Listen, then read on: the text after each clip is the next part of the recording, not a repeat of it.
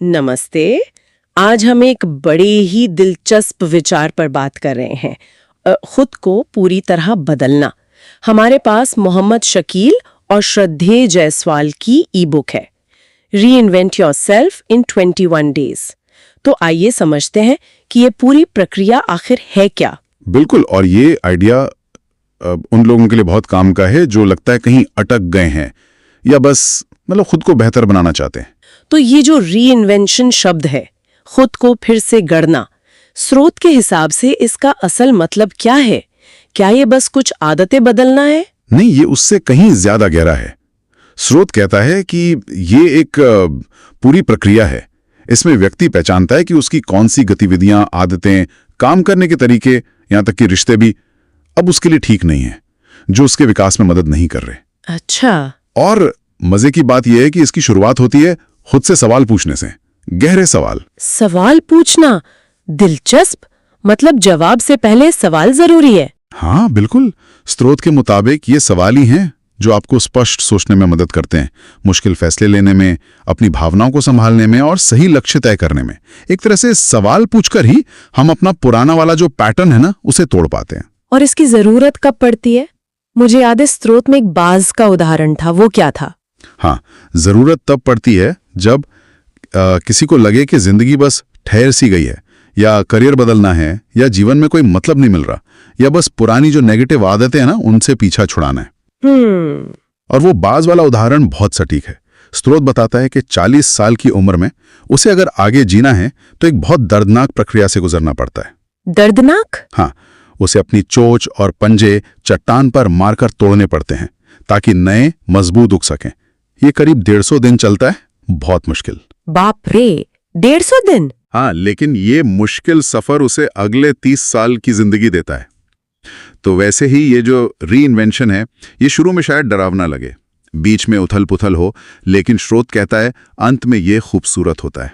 ये तो बहुत पावरफुल एनालॉजी है। तो अगर कोई इसके लिए तैयार हो तो पहला कदम क्या? वो 100 सवालों वाली बात क्या है? हाँ देखिए, 21 दिन की चुनौती शुरू करने से ठीक पहले स्रोत कहता है कि तैयारी करो। और तैयारी का मतलब है खुद से लगभग 100 सवाल पूछो, आत्मविश्लेषण वाले। 100 सवाल? जैसे कि आप अभी अपनी जिंदगी में कहाँ हैं, करियर में, रिश्तों में, या कौन सी 3 चीजें हैं जो आपको पर्सनल ग्रोथ के लिए सबसे ज्यादा मोटिवेट करती हैं, या फिर आपको सबसे ज्यादा डर किस चीज से लगता है। अच्छा। इन सवालों के जवाब खोजने में शायद 2 दिन लग जाएं, पर ये पूरी प्रक्रिया की नींव रखते हैं। इससे कंफ्यूजन दूर होता है, मतलब एक स्पष्टता आती है। समझ गई। पहले खुद को समझना, फिर एक्शन लेना। तो अब आते हैं उन 21 दिनों पर। स्रोत में 14 कदम बताए हैं, पर हमारे पास समय कम है, तो कुछ सबसे अहम बातें क्या हैं? हाँ, वैसे तो 14 कदम हैं, पर कुछ असासी सिद्धांत हैं। पहला है समय की हकीकत को समझना, मतलब ये जानना कि इन 21 दिनों में आपके पास असल में कितना वक्त है। हाँ, ये तो जरूरी है। नींद, रोज के काम, ये सब हटा दें तो शायद करीब 111 घंटे ही बचते हैं। ये पता होना चाहिए ताकि उम्मीदें प्रैक्टिकल हों। सही बात है, 111 घंटे ज्यादा नहीं है। और फोकस कैसे रखें? वो 525 नियम क्या है? हाँ, वो फोकस के लिए कमाल का है। वॉरेन बफे का बताया हुआ नियम है ये। स्रोत के अनुसार आप उन 25 चीजों की लिस्ट बनाइए जो आप जिंदगी में करना चाहते हैं। ठीक है, 25 चीजें। फिर उनमें से सिर्फ 5 सबसे जरूरी चुनिए, बस 5। और बाकी 20? बाकी 20 का क्या? स्रोत कहता है उन 20 को भूल जाइए, बल्कि उनसे बचिए, क्योंकि वही 20 चीजें हैं जो आपका ध्यान उन 5 मुख्य लक्ष्यों से भटकाएंगी। अरे, ये तो काफी कठोर है, 20 सपनों को छोड़ देना। सुनने में कठोर लगता है, पर शायद ये लिए अनुशासन लाता है। फोकस इसी से बनता है। और क्या सिद्धांत जरूरी है? एक और बड़ी बात है, प्रोसेस पर ध्यान देना, रिजल्ट पर नहीं। हमारी दुनिया तो नतीजों के पीछे भागती है ना? हाँ बिल्कुल। पर स्रोत कहता है कि जो रोज की प्रक्रिया है, जो आप कर रहे हैं, उस पर टिके रहना, उसका आनंद लेना ज्यादा जरूरी है। यात्रा महत्वपूर्ण है। ये अच्छी बात है, रोज की प्रक्रिया। और इसी से जुड़ा है 10-20 मिनट की आदत। रोज बस 10 मिनट ध्यान दिमाग के लिए और 20 मिनट कोई भी कसरत शरीर के लिए। ये छोटी छोटी चीजें बड़ा फर्क डालती हैं। 10 मिनट ध्यान, 20 मिनट कसरत, ये तो किया जा सकता है। और वो बलिदान का सिद्धांत क्या था सेल्फ कंट्रोल के लिए? हाँ, वो भी दिलचस्प है।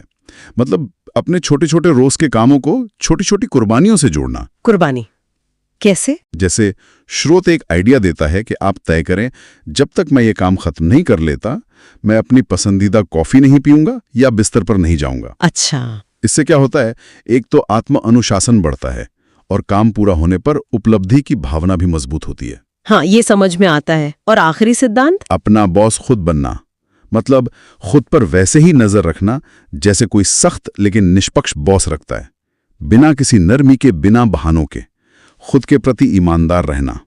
ये सब सुनने में तो काफी ठोस और करने लायक लग रहा है। अगर कोई ये 21 दिन की चुनौती पूरी कर लेता है तो उसे क्या हासिल हो सकता है? श्रोत क्या कहता है? श्रोत का दावा है कि इसे पूरा करने के बाद व्यक्ति अपने लक्ष्यों की तरफ बढ़ने की एक नई शक्ति महसूस करेगा, अपनी एनर्जी को सही जगह लगाना सीखेगा और जिंदगी से ज्यादा संतुष्टि मिलेगी। कम समय में बेहतर नतीजे मिलने की संभावना बढ़ जाती है। तो ये था 21 दिनों में खुद को फिर से गढ़ने की पूरी रूपरेखा का एक सार।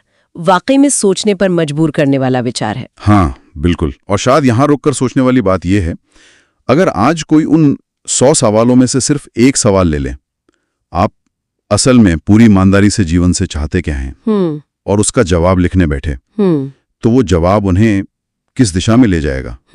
ये एक सवाल है जो हम अपने श्रोताओं के सोचने के लिए छोड़ सकते हैं।